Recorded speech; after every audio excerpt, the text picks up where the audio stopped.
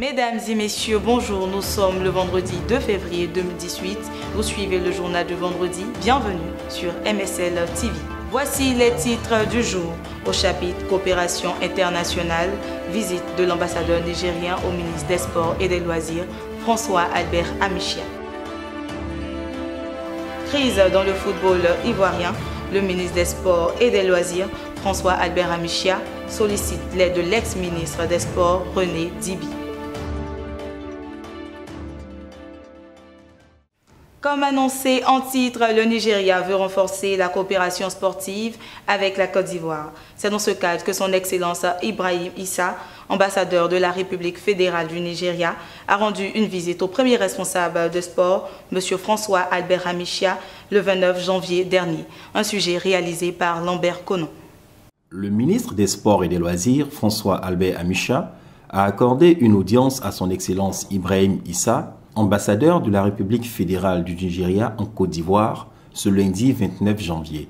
Les deux personnalités ont évoqué les bonnes relations qui unissent nos deux pays, mais aussi la redynamisation de la commission mixte ivoiro-nigériane. François Albert Amichia et Ibrahim Issa ont également fait part de leur désir de créer des Jeux ivoiro-nigérians dans le but de consolider les liens entre leur jeunesse et donner ainsi à nos sportifs d'être les meilleurs de la sous-région.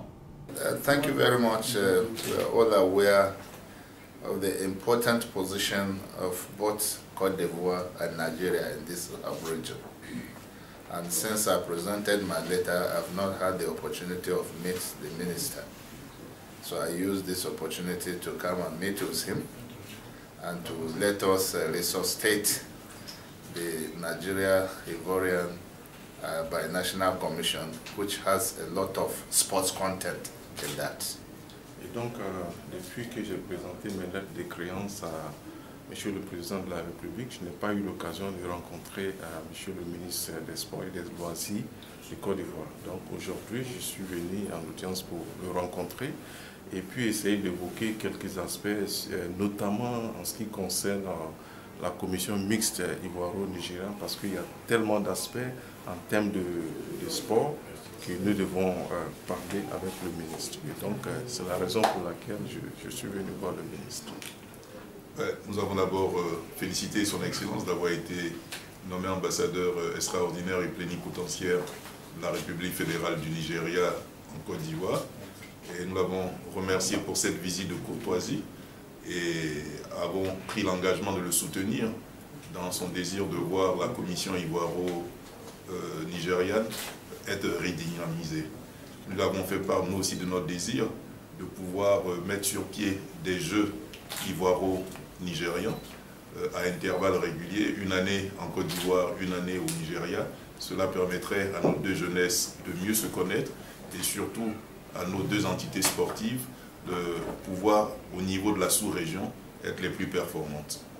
La crise au sein du football ivoirien fait couler beaucoup d'encre. C'est dans ce cadre que le ministre des Sports et des Loisirs, François Albert Amichia, a décidé de prendre le problème à bras le corps, mais avec beaucoup de sagesse. Il a donc fait appel à son aîné, l'ex-ministre des Sports, René Dibi, pour avoir ses avis et conseils sur la question. Écoutons Patrick Assimi. À la recherche de solutions idoines à même de ramener la sérénité au sein du football ivoirien, le ministre des Sports et des Loisirs, François Albert Amichia, a décidé de prendre son bâton de pèlerin en sollicitant toutes les bonnes âmes à l'aider dans cette mission. Il a donc invité l'ex-ministre des Sports, René Dibi, pour avoir ses avis et conseils sur le sujet.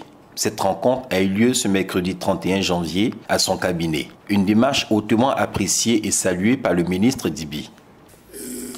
Ce qui se passe en ce moment, il a voulu avoir mon opinion et vraiment c'est très honnête de sa part. Pour lui, il faut savoir raison garder et faire en sorte de trouver un consensus en vue de résoudre cette crise. Avec le football, il y a quelque chose qui est un peu paradoxal. Vous savez, le football en Côte d'Ivoire, par exemple, est financé par le ministère des Sports. Et la FIFA interdit l'interférence. Alors que c'est le ministère qui... Quand il y a une crise comme ça, le ministre en tant qu'arbitre, il peut appeler pour voir. Donc il est obligé quand même de prendre des personnes ressources pour voir comment on peut calmer la situation, parce que enlever le président de la fédération, c'est bien beau, mais il est après. Qu'est-ce qu'on fait après? Est-ce que ça va avancer le football en Côte d'Ivoire? Est-ce qu'il ne faudrait pas avoir un modus vivendi entre personnes qui ont des intérêts divergents, qui étaient amis hier et aujourd'hui qui sont pratiquement des ennemis? Je pense que la seule voie qui reste, c'est que chacun mette de l'eau dans son vin et qu'on puisse aller à l'apaisement et à un nouveau départ. Effectivement, les tests de la fédération sont un peu caducs par rapport à la loi. À la loi sur le sport et tout. Il faut un règlement intérieur et tout ça. On peut voir de côté tous les bénéfices qui se calment et qu'on voit qu'on aille vers une réconciliation apaisée. Le ministre Amichat, conscient de la mission à lui confiée par le président de la République, son Excellence Alassane Ouattara, se donnera les moyens d'apaiser le climat dans le mouvement sportif. Vous savez, au mois de mai 2015, quand le président de la République m'a appelé pour prendre la tête du ministère des Sports et des Loisirs, il m'a confié une mission essentielle. C'est de ramener la sérénité dans le mouvement sportif. Nous avons réussi à créer un climat apaisé entre le ministère et les fédérations. Mais aujourd'hui, nous rencontrons un nouveau phénomène. Ce sont des problèmes internes aux fédérations. Et comme M. le ministre Dibi vient de le dire, il y a des tests qui régissent les fédérations internationales et les fédérations nationales. C'est la non-émission du politique dans la gestion des fédérations. Mais on l'a dit, notre sport est financé en grande partie par l'État. Les supporters attendent des résultats et nous avons des échéances qui arrivent. Il nous faut préparer les Jeux Olympiques, il nous faut préparer la CAN 2021, il nous faut préparer les Jeux africains. Tout cela ne peut avoir des résultats positifs que dans un climat apaisé.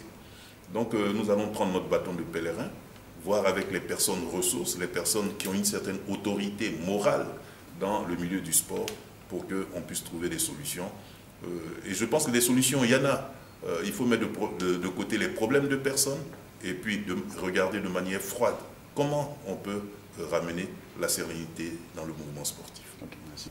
Parlons à présent football avec le championnat d'Afrique des Nations CHAN qui se déroule actuellement à Marrakech. Les deux finalistes sont connus. Nous en savons plus avec Jacques Amani. CHAN 2018, les deux finalistes sont enfin connus. En effet, la première demi-finale qui a opposé le Maroc à la Libye a tenu toutes ses promesses. Victoire donc du Maroc 3-1 après une prolongation. De l'autre côté, le Nigeria a battu le Soudan par 1-0. But d'Okechukwu à la 16e minute qui envoie les Super Eagles en finale.